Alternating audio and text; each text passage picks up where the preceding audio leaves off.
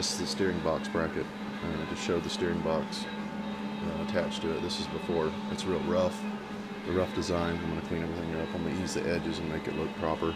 I'm going to cut this off right here so it's flush with this bracket, so this big goony goo thing's not hanging out.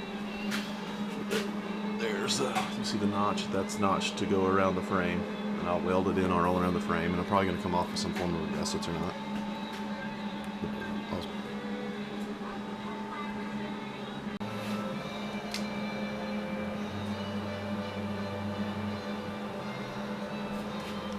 There's a steering box bracket on the frame. I was going to show y'all on the bench, but damned if I didn't weld it in.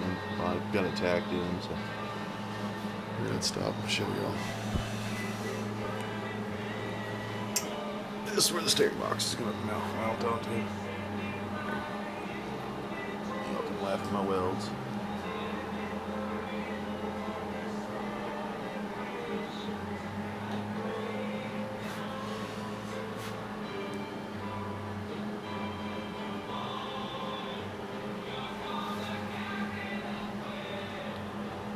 I'll show it when I mount the box.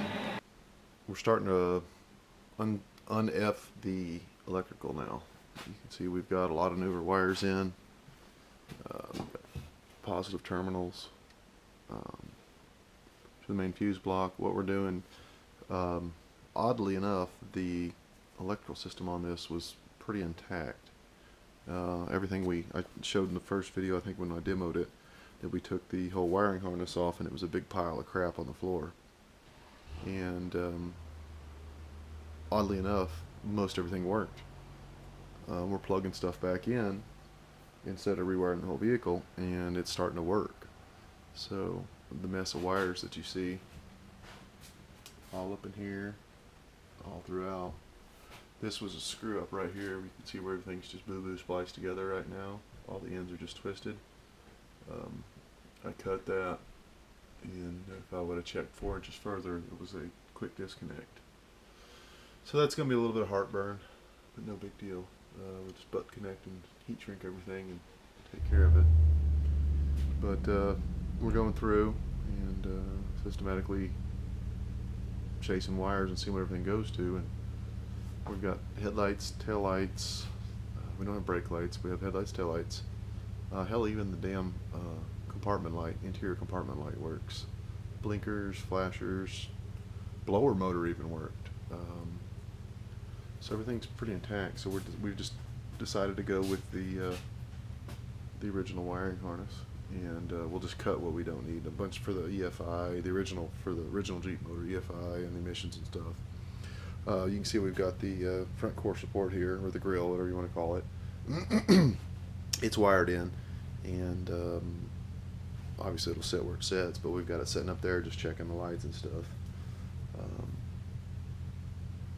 Then we'll basically put hot to the coil. That's where we're at. Put hot to the coil, and it's integrated into the ignition switch, and it seems to be working. So I think when we put hot to the coil, the motor should crank over. Add a little fuel, and I think we're okay. Little trick we did here. We ran all our grounds to one point, and I don't know if that's going to be a good thing or not. Normally I don't do that, but instead of screwing, or a lot of people will self-tap a screw into the frame and you'll have an issue with it, I went ahead and I've done this on multiple of my vehicles. Here on the coast, we run into corrosion issues where you have issues with things, and it's generally a ground.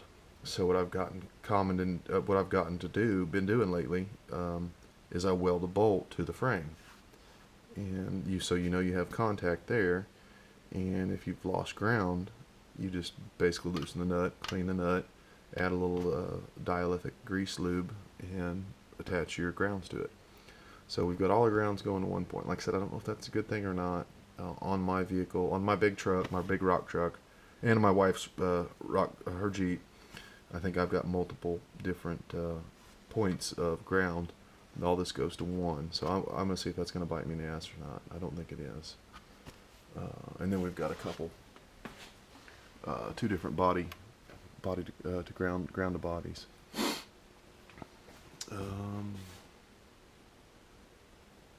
I don't know if I did a video of the body sitting on it or not.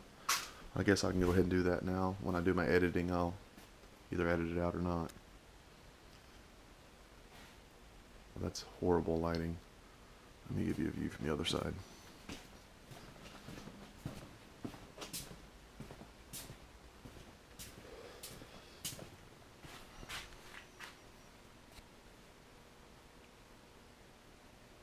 It's a little bit better lighting. Wow, the tires really look tiny on there. Whew. Once again, this was set up for Rockwells and 44s. So the 35s don't really fit it, but it'll be interesting and fun to watch.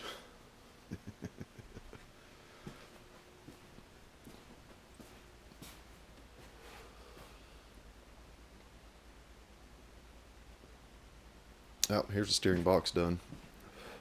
Here's the steering box in place. Mind you, the line's not where it needs to go, but in place. I've got the cap. Everything's welded in, and I got the cap welded on it. It's welded in around the frame. And you can see where it's notched into the frame there. There's the steering box. And there's the line going up. Got about 3/4 of an inch gap here. This concerns me a little. I think we might be a little tight. We're gonna have to flex it out. See if you can see that. Yeah, it's 1 finger's width. My fingers are about 3/4 of an inch thick. So, give you an aerial view here. There you go. You can see how much room we've got.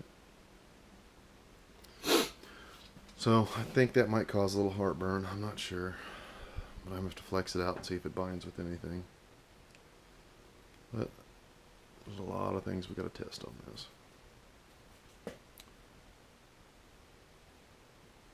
Hopefully that's a decent update for y'all.